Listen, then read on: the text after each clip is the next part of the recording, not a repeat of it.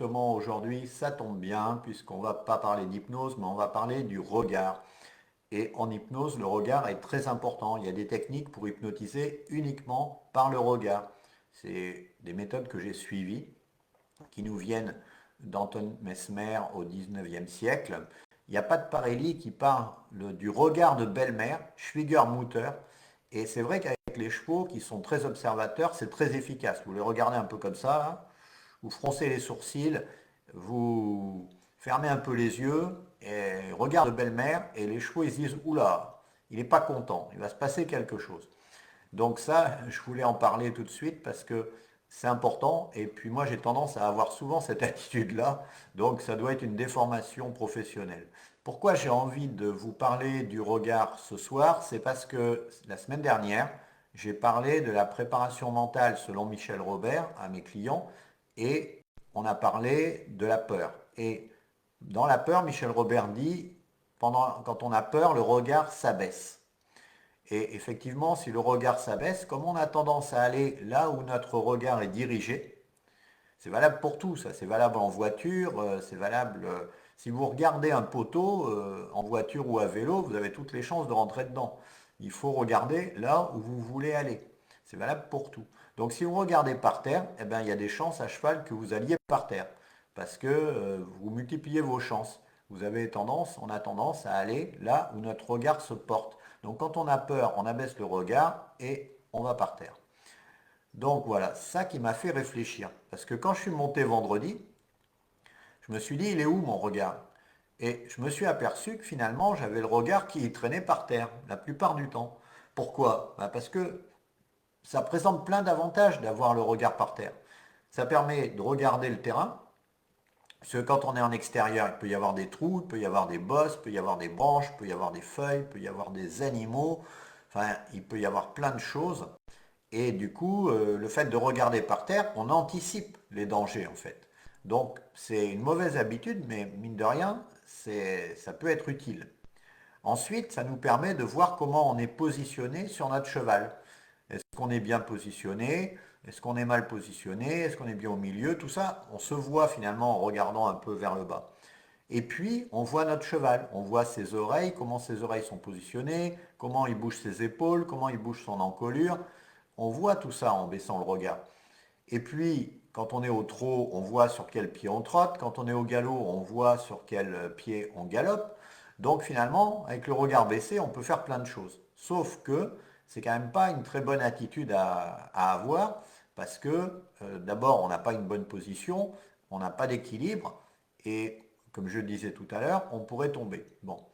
Et je préfère de très loin la position de Bedan qui est très assis dans ses chevaux, qui a la tête qui regarde vers le haut, qui a les yeux au-dessus de l'horizontale. Et on dit en programmation neurolinguistique, qui est une forme d'hypnose, on dit que le regard haut, eh bien, on est en état de flow, on est en état alpha, et le regard bas, on est en état dépressif, de dépression. Donc quand on regarde par terre, on a tendance à être dépressif. C'est pour ça que, pour moi, c'est pour ça que Nuno Oliveira était dépressif, on n'enlèvera pas ça de l'idée. Et il regardait par terre à cheval. Ben, il regardait son cheval, il travaillait son cheval, donc il était tout le temps un peu comme ça, et au lieu de redresser. Donc ça a des avantages, mais ça a des inconvénients. Alors je me suis dit, ça va être simple, bah, je vais redresser mon regard. Et alors là, surprise, quand j'ai redressé mon regard, j'ai eu comme des vertiges en fait. Je ne savais plus où j'étais par rapport à mon cheval, j'étais plus à ma place, je regardais devant moi, je ne voyais plus rien, j'avais plus rien sur les côtés comme repère. Et du coup, j'étais un peu perdu. Je me suis dit, oh là, ça doit faire longtemps que tu n'as pas mis ton regard correctement. Parce que quand tu le mets correctement, tu es moitié avec des vertiges, ça te provoque des vertiges. Donc, attention, danger. Alors, je me suis rappelé du coup d'une astuce que je vais partager avec vous, qui a fait que j'ai pu redresser mon regard sans avoir ces vertiges. Cette astuce, je l'ai tirée du livre de William Steinkraus, qui est un cavalier champion olympique de saut d'obstacle il y a quelques années, et qui dit, bah, pour avoir le regard haut, il suffit d'imaginer que on rapproche la nuque derrière de notre cou, en fait, tout simplement. On rapproche la nuque de notre cou et donc ça nous fait redresser la tête. Après, Si on veut regarder vers le bas, on peut, mais il faut faire un effort en fait. Parce que quand on a la tête comme ça, on a tendance à regarder devant nous. Et pour regarder en bas, bah, c'est un peu compliqué. Il faut vraiment forcer. Et comme ça demande un effort, on ne va pas le faire longtemps. On va le faire de temps en temps. Mais on va avoir tendance, malgré tout, à regarder devant nous en ayant la nuque qui se rapproche du cou. Et quand on monte comme ça, bien sûr, il ne faut pas le faire de façon artificielle, tout ça, il faut que ça soit quand même assez décontracté.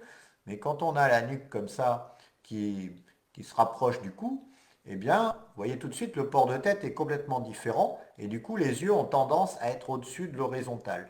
Et donc, on ne sera pas en dépression, on ne regardera pas par terre, on risquera moins de tomber, on sera plus en équilibre sur notre cheval et du coup, on va devoir plus être à l'écoute de notre cheval au lieu de se servir de la vue en fait.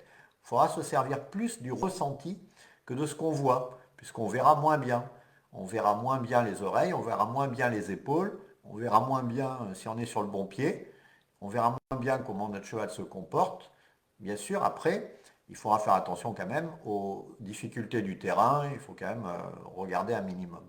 Mais on pourra le faire même en gardant la tête comme ça, on peut baisser les yeux. Simplement, ce n'est pas confortable. Quand on ne fait pas attention à ce qu'on fait, eh bien, on dérive très très vite en fait. On a l'impression que tout va bien. Alors évidemment, quand je me dis je suis bedant, là je prends l'attitude de bedant. Et là je me mets en équilibre, je regarde vers le haut, je suis bien. Mais je ne le fais pas tout le temps. Donc c'est quand je fais du piafé, du passage, des choses comme ça que je vais le faire. Mais dans le travail normal, j'avais tendance à regarder par terre, beaucoup trop. Puisque je vous dis, quand j'ai voulu relever la tête, j'avais le vertige. Donc j'étais pas habitué, j'avais perdu cette habitude. Évidemment, on l'a moins en carrière ou en manège, parce qu'on n'a pas le problème du sol, et donc du coup, on est plus facilement, on regarde plus facilement devant soi. Mais en extérieur, bah, on a tendance à regarder tous les pièges que pourrait nous poser le chemin, des cailloux qui seraient sur le chemin, etc., sur lesquels il ne faut pas marcher dessus, etc. Donc, c'est ça qui fait que bah, progressivement, mon regard est descendu, je m'en suis pas aperçu, il est resté bas, et bah, certainement que j'étais un peu voussé, enfin je sais pas trop, mais pas dans une bonne attitude.